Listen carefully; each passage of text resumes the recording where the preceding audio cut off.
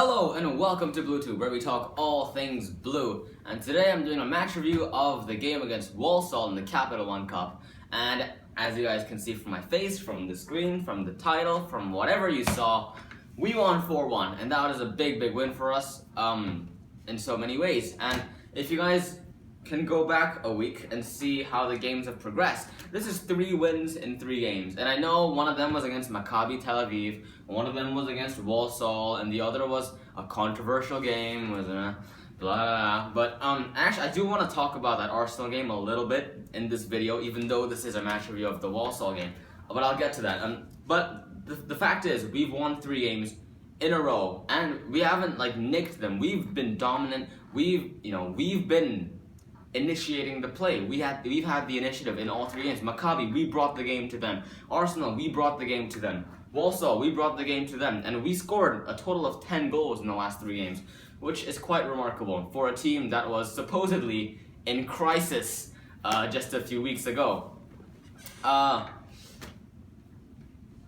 do I want to talk about? Let's talk about this game. And the first thing that I really want to highlight in this game is the use of youngsters. And of course, this is the Capital One Cup, so a lot of teams, including Chelsea, decide to not put their first team players on. So we didn't start Hazard, we didn't start Oscar, we didn't start Willian or Pedro, or wait, Costa's injured, but I'm not injured. What I'm saying, he's banned. I will talk about that because I want to talk about that. We didn't start Matic, we didn't start Fabregas. We basically put on our second team. And it was really great to see players like Mikel and Ramirez get a run. More importantly for me, players like Ruben Lofus-Cheek and that other guy, Kennedy, to see him get a run as well. It was great to see that. And of course, Baba Rahman did get a go as well, which is good to see. But I really want to talk about Loftus-Cheek and Kennedy first of all, because I think those two have been very impressive. But I think out of those two, I feel like Loftus-Cheek has been one of our best players this season. And I know that sounds crazy because he's only started 2 games so far this season, or maybe 3. 3. I think he's only started 2 games, including this. So it does sound crazy to say, but I feel like he has been one of the best players so far, because just whenever he's played, whether as a sub against Palace or starting against Maccabi or starting against Walsall, he has done very well. He's looked like a 27-year-old player. He's looked very experienced, very composed, and there's just something about him with the way he holds the ball and the way he never loses the ball. He has the ball, someone comes and slide tackles him, he just somehow finds a way to just wiggle past him. He's very strong, he's very tall. And what I really love about him, what I love about his game, it's not just this game, but it's just his general play in terms of Maccabi and that Crystal Palace game that he came on in, the way he drives forward, and that box-to-box midfielder is exactly what we needed. And this is exactly what every Chelsea fan in the world was wishing that we would buy in Paul Pogba during the transfer window. But that didn't happen. But you know what? In Loftus-Cheek, we have a better player. That's a big claim. That's not true. I'm not saying that. But he is a great player, and he's the type of player, the style of player that we need. Because Matic, he's great as the guy who holds the team together, the guy who can act as a wall at the back. Fabregas, he's great as a creative type player who can pick some beautiful long balls, he can keep the play moving at a fast tempo. That's great. But what we really need as well is a box-to-box midfielder, a Frank Lampard type of midfielder who can bomb up and down. And Loftus-Cheek can do exactly that, and he looks very good, very strong, and I like him. Kennedy was also amazing today, or yesterday. In fact, the commentator on beIN Sports was going on and on about how much he loves Kennedy and saying Kennedy's been playing a fantastic game, and the commentator actually said he thinks Kennedy has been the best Chelsea player in this game. And I actually don't know who got man of the match, but I wouldn't be surprised if Kennedy got man of the match, even though he did get subbed off near the end, just so we can get Pedro a game, or get Pedro some minutes. And Pedro did get a goal at the end, which was a decent goal. By the way, watch the highlights if you haven't. We scored some nice goals today. But back to Kennedy, he looked very positive. If you guys remember against Palace, Jesus man, he played incredible. But then the next game after that, I can't remember who he started against, but he wasn't as good. He was a bit shaky. But today he started the game and he looked strong from minute 1 till minute whenever he came off. I think minute 70-ish. But he looked very, very good. Of course, he did get the goal. But other than the goal, he did very, very well in terms of putting pressure on the players. In fact, he assisted Ramirez's goal in the 11th minute, and that was from putting that pressure on, winning that ball high up the pitch, and putting that cross in early. And that's how he got his assist. So 1 goal, 1 assist. Not bad at all for a 19-year-old, 20-year-old? I don't even know. He's very, very young, very, very good. Just like Loftus-Cheek. And just to highlight youngsters in general, I feel like Mourinho is really serious about this. Because before, Chelsea do have a history in modern times of not bringing through young players. And there are players like Piazon, Romeu, Marin, Josh McEachran, and a ton of players that had huge potential but haven't really made it. I think Lucas Piazon still has potential to maybe fight or maybe become a good player. But I remember like 2-3 seasons ago, Lucas Piazon was seen as the next Pele or whatever. He was, So Chelsea do have a history of not really integrating them well into the first team. But the reason I think that is because managers haven't been given enough time. Because imagine you're a manager coming into Chelsea about 3 years ago. This is what you'll have in your mind. I have 1 season to make an impact. If I don't, I'm going to get fired. Right? So if you have 1 season to make an impact, you're not going to throw in young players. You're not going to take those risks. You're always going to want to put the best team you possibly can, so that you win something and then you don't get fired. Because Roman Abramovich did have a tendency to give the axe very, very quickly. So, but now in Mourinho's case, he's in fact just this summer he's been given a new 4-year contract, which is very, very good to hear as Chelsea fans. Which means that Mourinho and Abramovich, they're both serious about the whole long-term thing that Mourinho made a big deal about 2 seasons ago when he first came in. And I feel like now, because Mourinho has more of that security, that more, he feels more, what's the word, job security? Is that the word? I don't know.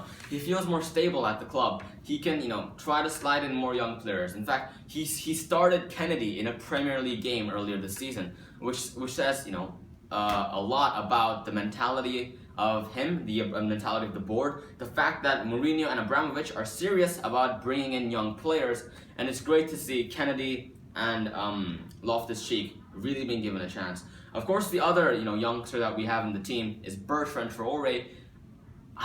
Did he get I don't know if he got minutes this game. Maybe he came on. I'm sorry, guys, I can't remember. Maybe he came on in the last 5 minutes or the last 10 minutes or so.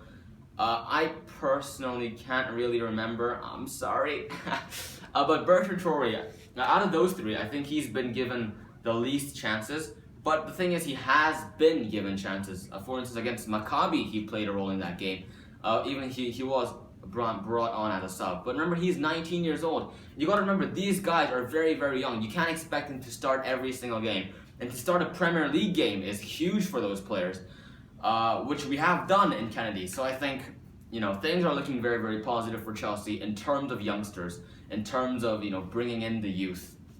And 5 years from now, hopefully, these players will be in that starting 11 and will be some of the best players in the world, because they genuinely do have the potential to become some of the best players in the world.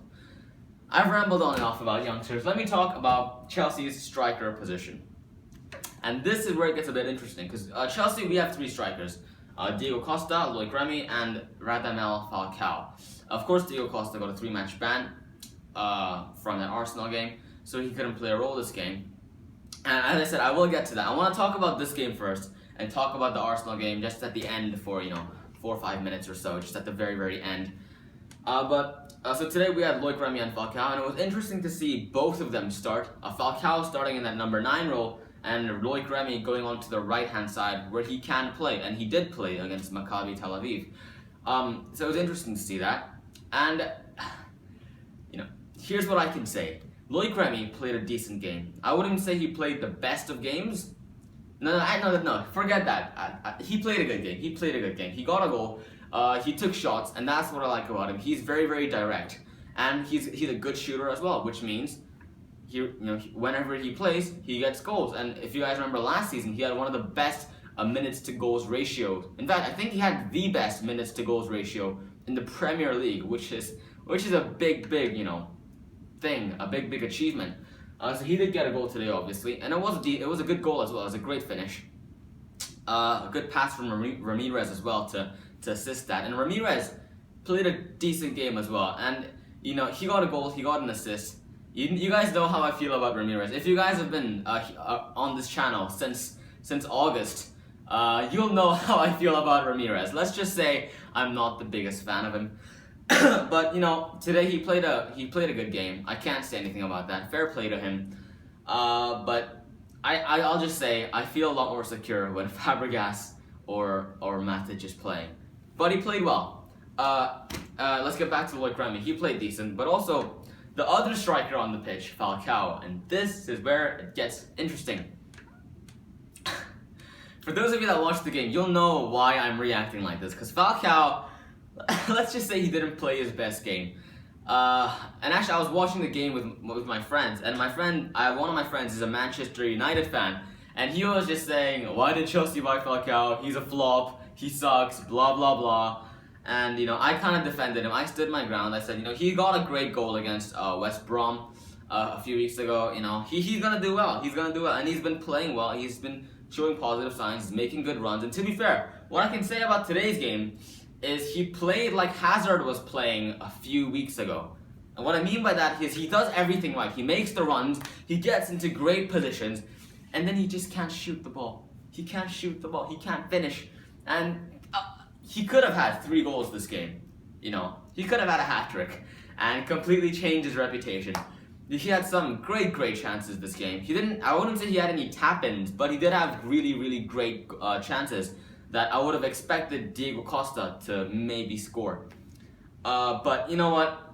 These things happen. Falcao, I do think one of the biggest factors that's gonna play in his game this season is going to be his confidence, and this game was certainly not good for his confidence. In fact, what really epitomized his performance today was, if you guys search Falcao free kick versus Walsall, I'm sure it's going to come up on YouTube. He just basically slipped and just it was funny. It was quite funny. I'm sure it wasn't funny to Falcao, but it was funny to watch. Hopefully Falcao, he's going to get a run of games now, or maybe at least 2 more games, because of course Diego Costa is out for the game against Newcastle and out for the game against Southampton, I do believe, next week. Diego Costa is out, so Falcao will get some minutes. He will get time. He will get a chance, an opportunity to prove himself, to prove his worth, not only to us as Chelsea fans, but to the whole Premier League. Hopefully he takes that chance. Hopefully he gets a goal or 2. That would do wonders for his confidence.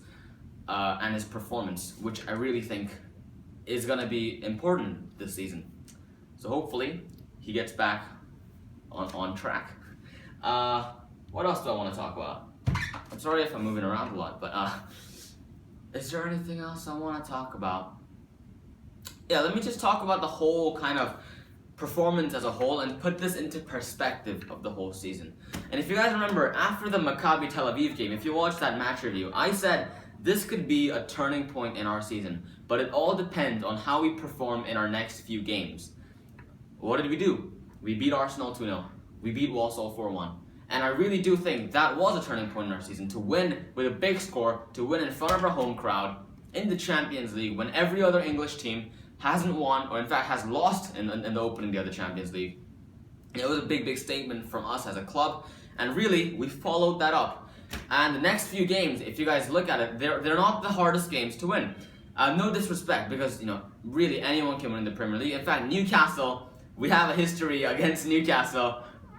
Yeah, let's just leave it at that. Southampton, they're a very good side as well. In fact, I think last season there was that big controversial game against Southampton where we drew 1-1, and that's when Mourinho started the whole campaign against Chelsea thing. When Fabregas probably should have had a penalty in that game. But Southampton, they're not the easiest opponents. And then we've got Aston Villa, who, to be honest, this season I don't think they're doing too well. Maybe, I don't know, I shouldn't say this because I'm not 100% sure, but from what I can remember right now, I don't think they've done too well. I could be wrong, but that's what I remember. So, Newcastle, Southampton, Aston Villa, they're perfectly winnable games. And imagine if we go and beat Newcastle, beat Southampton, beat Aston Villa. That means we would have won a total of 6 games on the bounce. And that would do wonders for our confidence as a team, and just for the other clubs as well. Because a few weeks ago, when teams played against us, they thought we could win this game. We're gonna go all out and try to beat them, and a lot of times they did. Crystal Palace beat us. Man City, they destroyed us. Let's not hide from that fact. Swansea got a good draw against us. Everton beat us, But now, because we're starting to win, because we beat Arsenal, because we're getting so many goals every game, we look good. And when teams come to play against us, they're gonna think, you know what? They're the real deal. We're not gonna try to go all out. We're not gonna try to, beat them. And their confidence, their mindset, their mentality is gonna be completely different. And I think that's a big thing. And that could help us. So hopefully we do continue this momentum that we've built up in the last 3 games. And hopefully we can go on to beat Newcastle, Southampton, and Aston Villa, because that would just be incredible, really. And guys, that's kind of the whole thing for today's match. But as I said, I want to talk about that Arsenal game, the appeals, the whole FA thing, and in fact there's a lot of things to talk about. And if you guys follow me on Twitter, or if you guys follow any of my Google Plus pages, you'll know what's been happening with Chelsea in the last few days. Get some water.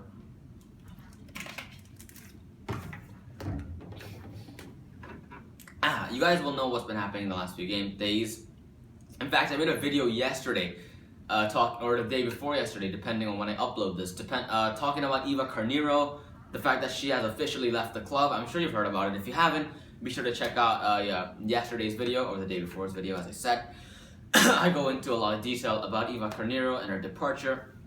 But there are a lot of things to talk about. But let's talk about Arsenal first. If you guys watched the Arsenal, in fact, watch the match review. If you haven't, then I cover everything about Costa, about Gabriel, Cazorla, blah blah blah blah blah. Firstly, Santi Cazorla, nothing's changed. That was a clear second yellow in my opinion. Cazorla deserves to be sent off. No problems there. But the 2 players where there lies controversy is Diego Costa, Gabriel. And Gabriel, let's begin with him, has had his red card rescinded. So I think, I didn't actually watch the game yesterday, Tottenham versus Arsenal. Of course, Arsenal did get the win, but it was on at the same time as Chelsea Walsall. So obviously, I'm gonna watch Chelsea Walsall. But maybe Gabriel, I don't know if Gabriel played in that game, but he was definitely available for selection in that game. You guys can tell me in the comment section if he played or not. But he was open for selection in that game, and he's not gonna get a 3-match ban, which initially he was, because he's had his card rescinded, obviously. You know what? To be fair, I don't really have a lot of problems with that. He did flick him. I personally would have expected for that to go down to a 1-match ban. But they've just rescinded the red card, so fair play. It doesn't really concern me too much. But what concerns me a lot is Diego Costa. And if you guys, I've said this in this video, so you guys will know, Diego Costa has gotten a 3-match ban for violent conduct in that game. Obviously, with the thing with Koscielny, where he grabs his face, flicks him, that kind of thing. And the FA have ruled that Mike Dean did not see the incident. Therefore, the FA can have their own verdict on the incident. And they've said that Diego Costa will get a 3-match ban. But as I said, our next 3 games aren't against the biggest opponents in the league. So I do think if there's ever a time for Costa to get a 3-match ban, this is it. So I'm not too overly angry. But to be honest, I personally, this is a tough one, because this is very controversial. And after the match review, in my match review of Arsenal, I said that Mike Dean refereed the game very well. He controlled everything very well, and he did what he had to do, and I thought he played a good game. And in fact, on beIN Sports, 3 of the 4 commentators, or 3 of the 4 pundits there, agreed with me. They said Mike Dean, he did the thing very well. In fact, there was a former FIFA and Premier League referee there who even agreed with me and said Mike Dean had a good game. He did what he had to do. But that's not been the opinion of many people online, and I have thought about this a lot, and I do think, Costa probably does deserve some retrospective action. But in my opinion, I think instead of I don't think he deserves a 3-match ban. I think what's more suitable is a 1-match ban. And let me tell you, let me put this into perspective. You know what Costa did, if you guys remember. He grabbed Koscielny's face, he smacked him on the face. Okay, maybe there was intent, maybe it was violence, but let me take you back, all the way back to last year, Chelsea versus Burnley in February, I think, the week before the Capital One Cup final. Nemanja Matic, he's just running, and then this guy comes in 2-footed off the ground and almost breaks Matic's leg. And you could see his knee bending outwards, and it was a cruel challenge. It could have really been a career ender. And he didn't get a red card in that game, and he didn't get any retrospective action at all against him, which was absolutely blasphemous in my opinion. He almost ended someone's career. Clearly 2 feet off the ground, from behind, catches his leg. I don't understand. You know what, let me just, if you guys, no, and actually Matic, if you guys remember, Matic pushed him over because he almost freaking broke his leg, which led to Matic missing the Capital One Cup final, which broke my heart. And you know what, if I talk more about this, I'm gonna end up punching a baby, so let me just stop talking about this.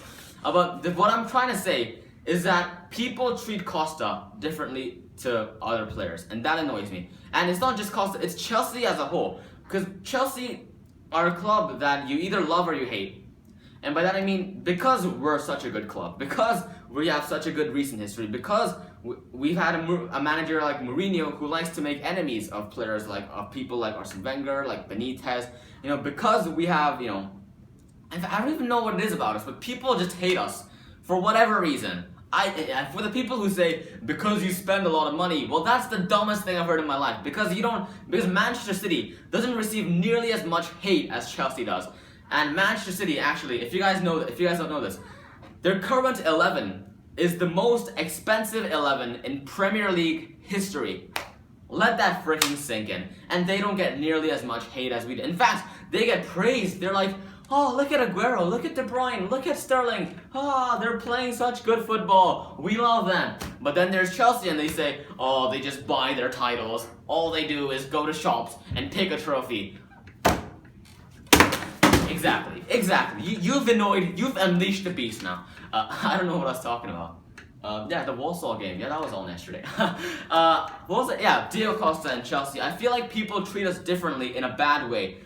And honestly, if we were Burnley, and if Costa was a Burnley player and he did that, no one would care at all. He wouldn't get any retrospective action, and nothing would be done about it. But because it's Chelsea, because it's Costa, oh, he deserves a 3-match ban. Oh, Chelsea are scums. Oh, Costa should go to prison. Oh, he's a thug. That annoys the hell out of me, and you can probably tell that from my reaction. But that does annoy me. But you know what? 3-match ban, nothing we can do now. I can complain, I can whine all I want, but that's not gonna change anything. So let's just deal with it. Let's move on. The next game is against Newcastle this Saturday. Hopefully we continue this momentum that we've had in the last 3 games. Hopefully we play as well. Hopefully, having players back such as Hazard and Oscar and Pedro starting will really inject some extra beastiness into us so we can get that win against Newcastle. But until then, no, that's a terrible ending. See ya. Bye, guys. Oh my god, that was a terrible ending of a video.